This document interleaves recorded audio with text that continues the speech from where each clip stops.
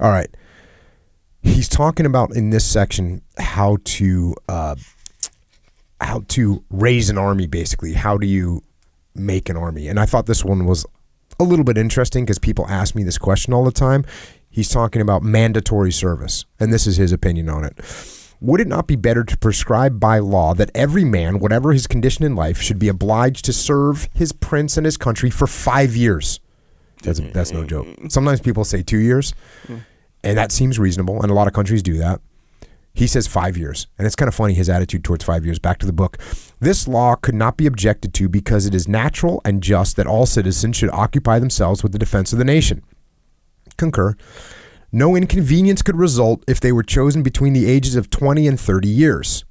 These are all the years of libertinage, when youth seeks its fortune, travels the country, and is of little comfort to parents.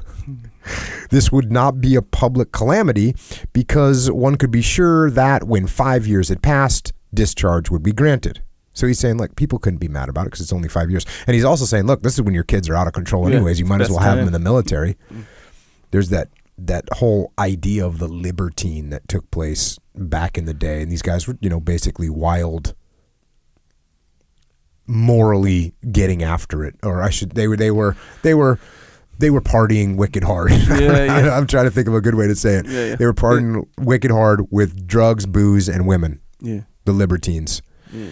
And they called them a rake. Like if a guy that was out there with a bunch of different women all the time, they'd be called a rake. There's a bunch of period novels that I had to read when I was in college. That's why I know about it. Sure. About these libertine rakes.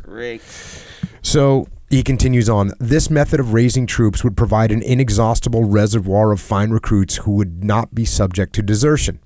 In course of time, as a consequence, it would be regarded as an honor to have fulfilled one service. I'd say that's probably accurate. But to produce this effect, it is essential to make no distinctions, to be immovable on this point, and to enforce the law, particularly on the nobles and the rich. Then no one will complain. Hey, if you're going to do it to one person, you got to do it to everyone equally. Consequently, those who had not served their time will scorn those who are reluctant to obey the law, and insensibly it will become an honor to serve. The poor bourgeois who will be consoled by the example of the rich, and the rich will not dare complain upon seeing the noble serve. Arms is an honorable profession. How many princes have borne arms? Now, what's interesting about this idea is that there's some people in the world that aren't really meant for warfare. And so should we let nature, I more heavily agree with the previous point. You should let people do what they're good at naturally. So you're going to end up recruiting people that might not be good at this naturally. And that's not a good thing. But not everyone goes to war, right? I mean, no, you're right. You could put them in different jobs. That's absolutely true. They could put the guy that's more apt to be like good at writing. He could become a military journalist or something like that. You're right. People always ask me that question, and the bottom line is, it's a tough one. I'm sure I don't have like some hardcore stance on it one way or the other. Do I think it would benefit everyone, every 18-year-old, if they join the military? It would benefit them. I'm telling you, it would benefit them. Do I think it should be mandatory? I don't really think so, because I don't want to have a bunch of draftees in the military. And if you don't want to join and you want to miss out on having that part in your life, that's your call, and that's fine. This is America. You can do what you want. Yeah, that makes sense, huh? Because on one hand, you kind of can look at it as like taxes, right? Where just like how Saxe was saying, you have to have I'm paraphrasing, the pleasure or the honor to serve in your country's defense. Like that should be obvious. It's obvious. And so it's kind of like compare it with paying taxes, right? Taxes go to public service, for all this stuff. And we live in this country. We have public service. We all have to pay for it. It's not just one person. Whatever. We all pay taxes. Well, a lot of people pay a lot more than other people. Yeah, exactly right. A lot more. Yeah, I dig it. And some people don't really pay taxes. And that's how the military would have been too. You just said everyone pays their taxes. Not everyone pays. I know that. And if just FYI. what if? Okay, so good. Yeah, perfect. Exactly. part of my point is, so let's say I'm like, hey, you just paid your, let's say it's tax time, April 15th, whatever. Some people pay taxes year round, just FYI. Yeah, no, I'm just saying, but at the time there's something called a quarterly estimate. You don't want none. I actually know about that now. Get some. Thankfully, or not so thankfully. But, let's just say for this example, April 15th, that's when everyone knows it's universal, right? And you're like, yeah, I just pay my taxes, whatever. Like, I didn't like giving my money away, but that's it.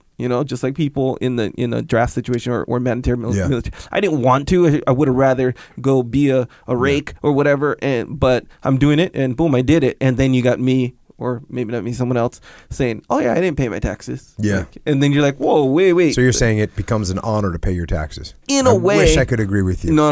Because I think there's a part of your brain, no matter how much you pay for taxes, it is like you do have that feeling like, yeah, I did my part. Even though it sucked, even though it hurt, even though, I would way rather have spent it on a Disney vacation or something like that. Like I would have rather invested myself into something that was productive or built more business or something like that. Just little things like that, but whatever. You see what I'm saying, though. All right. You know what I mean? I hear you. It's kind of the same thing. That's one way to look at it, though.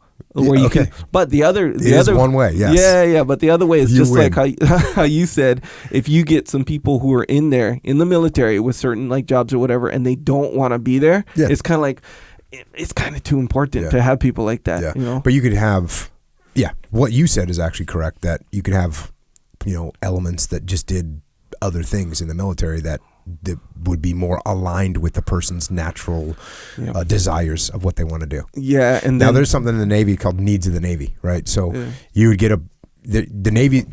I want to go get stationed in Hawaii. Yeah. Like, okay, what are the needs of the Navy? Because the needs of the Navy come first, not you, not your family, nothing. Yeah, and so the needs of the Navy come first. Well, yeah, and of course, same thing with like a tax situation where it's like if you don't want to do it, it's kind of hard to be like, I know you don't want to do it, but hey, now that you're here, do what you want. You kind of can't say that. Otherwise, I'll be like, I don't want to be here, so I can choose what I can do. Okay, I'm going to do the most smallest, most least time consuming. Like basically, I'm going to do the least I possibly can because I don't want to be here to begin in the military. If this is the mandatory military. This will go for it. Yes, and that'll go for it. So you're going to get these. It's kind of like so you'd get people that would be not doing very much. Yeah, it's essentially a draft dodger kind of situation, but within the, who didn't actually dodge it. If I'm just saying, if it were a scenario like, we'll just put them where their interests lie, even though they have to be here. Yeah. See what I'm saying? So